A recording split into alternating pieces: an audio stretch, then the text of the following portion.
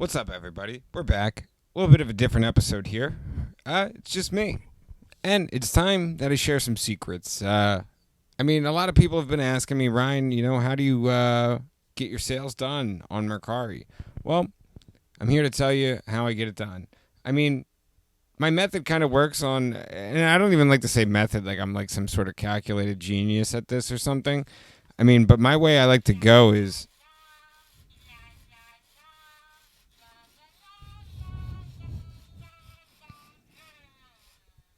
yeah, hopefully I'm not putting you to sleep like this Furby I picked up earlier.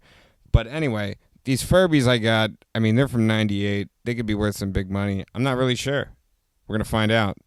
But regardless, let's get back to my listing methods. Now, on Mercari, specifically on how to increase sales, it's a difficult question to answer because it's not really a good way to increase sales. It's all about your sourcing. That's where it all starts, what you're buying. You don't want to be buying things that you're going to be sitting on. And if you are buying things that you are going to be sitting on, don't be afraid to sit on them if you. I didn't think it was that boring. Don't be afraid to sit on them if you're. I'm going to make profit on a lot of these things that are sitting around me. Yeah, it's a little ridiculous that it's just like kind of in storage limbo right now. But eventually I'm going to have a nice storage facility and it's all going to be there and it's going to be much cleaner and much more organized. But until then, hey.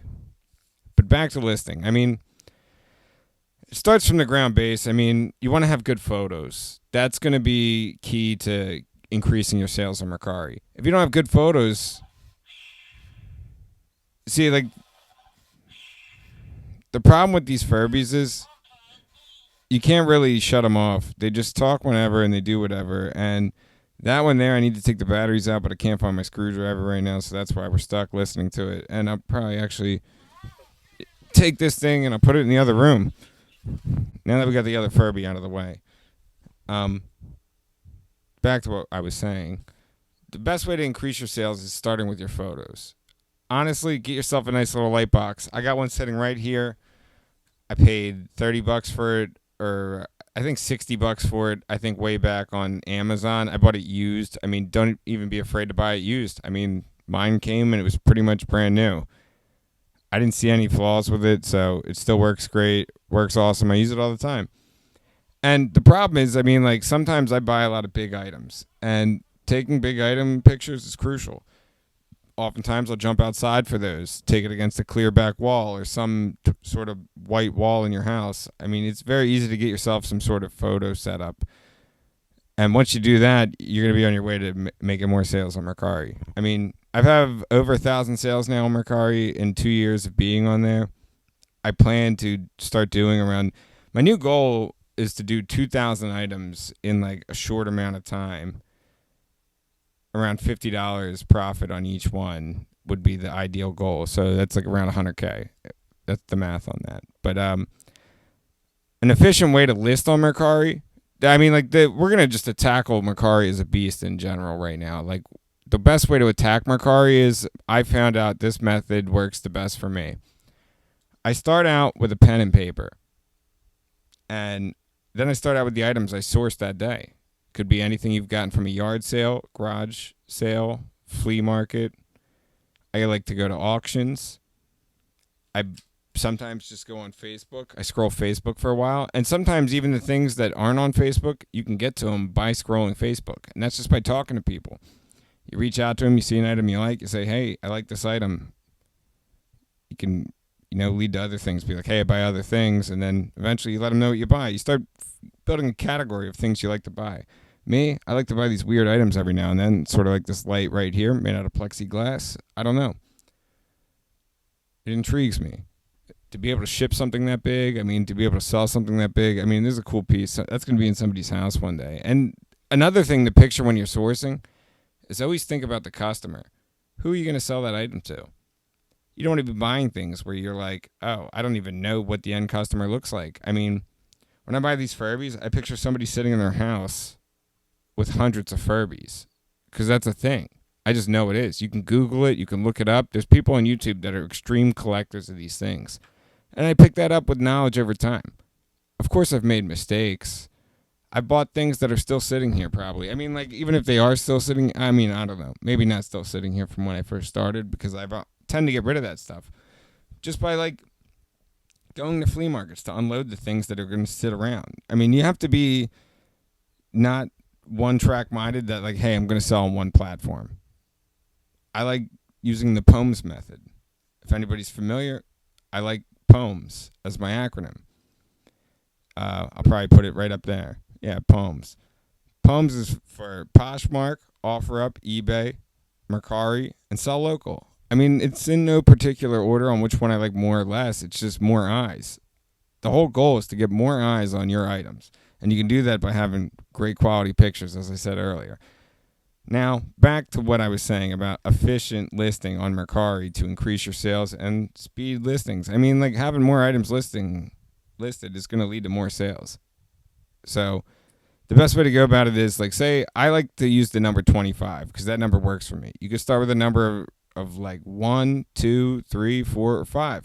The way I started reselling all came from just going out on lunch break. I mean, like, that's the way I got into, like, everything. I mean, I've been reselling for over 15 years. I mean, ever since I was 13, we were reselling and whatnot. So it's been a long time.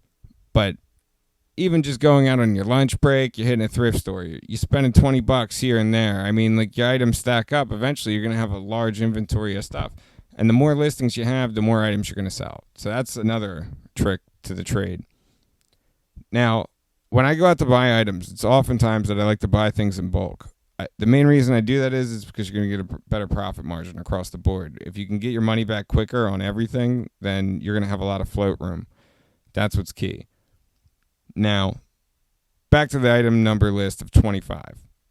I start with a pen and a paper. I like to do this hard copy. Some people might like to do it on the computer. I like to break away from the technology sometimes because I'm going to be doing a lot with just taking pictures with my phone. Now, you put your 25 items somewhere easy accessible, and you start just picking them up. And say this Furby, perhaps. I look at the model number. It's 70-800. I'll probably see, like, the Furby specifically. I'll eBay that, look up a similar price, see what people are selling it for, see what it's listed for, see what it's sold for. Sometimes you don't have to, like, some people are like, oh, I only look at the solds. It's like, well, you have to think the history's not all there for the solds. I'm sure you can buy access to it and all that. I don't think it's worth it, but I like to look at what's currently listed. And if I can beat the price, that's not bad, but I like to be right in the general area of that. Because sometimes on other apps, some people are one-track minded and they're only using one app. And that goes back to using POEMS. You want to use all the apps you can because it's more eyes. Now, like I said with the Furby, starting off with that, like, I picked that up out of my pile of 25 items that I got. I'll start clean. I write it down. I write the model number down. I write the brand down. I write as much descriptive stuff as I can. And as I do that, I'm pretty much then ready to take a photo of it. So then I take the 12 photos. By the way, I always go 12 photos. If they let you take 12 photos, you want to put the 12 photos on there, I think. I don't know why, but I think it does kick you higher in the algorithm. I do recall seeing some of my photos become the first search on eBay over time. Like, when I'm sitting there, I'll Google search something to see what it sells for. And what do you know? My listing's the first one that comes up, oftentimes spidered by Google, because my pictures are so clean. Taken with the white background or taken with the zero contrast background, some sort of thing that's going to not hinder what you're trying to sell. You have to think that your photos eventually are really key here because that's all people are going to have. That's all they have to see. It's the only thing connecting them between you and your item, besides you chatting with them when they reach out to you and ask you a question. That's what a thing that you don't want to get snarky with your customer either. It's always about being kind of positive with them and just saying, hey, you know, we're here. And I always try to hook my customers up with free stuff too. Whenever I can. Like, I mean, if you buy sneakers from me, you're getting free socks. Like, items that make sense. Bundling items on Mercari make a lot of sense. When you're sourcing things to sell on Mercari, you want to source by weight. That's pretty crucial. Now, the prices have always changed. earlier in the year, I made a video on DVDs, I think, and the prices were different than what I'm about to tell you now. I source by weight. If I can get some, now I'll give you examples as we're going up the ladder here. So starting with 4 ounces. If you could source items for 4 ounces, you're going to ship it for $3.49. That's a great deal. I'm talking watches, pins, buttons, coins, ephemera. I mean, like, all types of stuff. I mean, like, all types of small stuff that you'd be shocked that you could ship for $3.49. DVDs, I get those off for $3.49 somehow, sometimes. Sometimes the post office gets a little cocky. They say it weighs more than 4 ounces, which it doesn't, because I have a scale, and it weighs like around 3 ounces. But hey, I get it. Sometimes I'm a little generous with the packaging because I don't want things to crack. But it's okay. So then we move on to the next best thing. You have 8 ounces. That's $4.99 now. I know it's a little aggressive. You're shipping 8-ounce package for $5. That's pretty steep. But again, you're going to move into your DVD bundles. You ship 2 DVDs for that. Some toy cars go for that. Some smaller Legos, some cards go for that. You can get away with a lot of things. Troll dolls, action figures go for 8 ounces. I mean, sometimes action figures go for 3 to 4 ounces as well. Then you got your pound items. I mean, I wouldn't. Now, this is where it gets dicey. I mean, you could ship your pound items USPS first class mail for, I think it's $5.99 now. You could. This probably weighs about 14 ounces. You could probably get it off in that direction, but your packaging is going to bring the weight over, which you're going to want to be weary of, because then they nick you at the post office. They hit you harder on the back end. They tax your account. But me, I generally like to go the safe route. I would package this for like 3 pounds.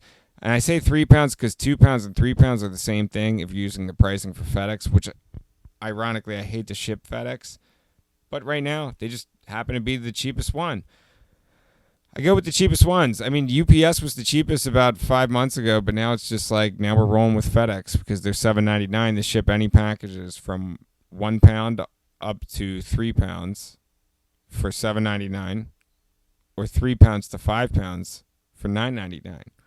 Now, when it gets to the 3 to 5 pound range, now back to the 1 to 3 pound range, I'm talking sneakers there, Furby bundle when you're shipping all 4 of the Furbies together, board games, clothing sometimes. I mean, you can get away with a lot of stuff from 1 to 3 pounds. I've shipped a lot of that's like usually my target source item, 1 to 3 pounds, because like $7.99 is ideal shipping. It's under $10. It doesn't really flinch people when they have to pay that added. I oftentimes charge the shipping to my customers too, which is often the other route of what people like to do. People like to offer free shipping, but what you don't realize is on Mercari, that really digs into your fees, because say if I'm selling an item for $10 and say I want to say it ships for $10, say it's a 5 pound item and I'm shipping it via FedEx. That means if I ship it for $10, Mercari's taking 10%. That's $1 or something. I mean, yeah, there's new fees now, so I'm not even going to calculate the news fees and whatnot. Let's say it's 10%, so they take $1 there. If you give free shipping with $10, they're taking $2 there now. So then you're making less money. So I don't know.